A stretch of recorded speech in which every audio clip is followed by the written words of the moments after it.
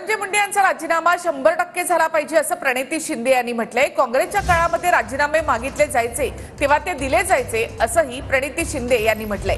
तर मुख्यमंत्री आणि त्यांच्या पक्षातील लोकांनी योग्य तो निर्णय घ्यावा असं सुप्रिया सुळे यांनी म्हटलं आहे।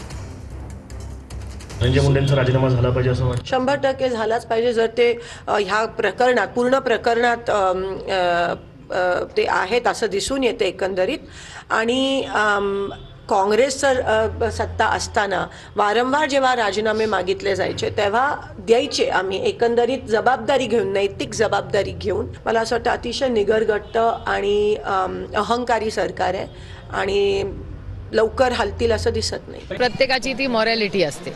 म्हणजे आदरणीय पवार साहेब जेव्हा मुख्यमंत्री होते आणि जेव्हा त्यांच्या टीम्सवर आरोप झाले तेव्हा त्या काळामध्ये त्या मंत्र्यांनी नैतिक जबाबदारी म्हणून कशाला लांब कशाला जायचं। काँग्रेसमध्ये जेव्हा अशोक चव्हाणांवर आरोप झाले तेव्हा अशोकरावांनी पण राजीनामा दिलाच होता ना।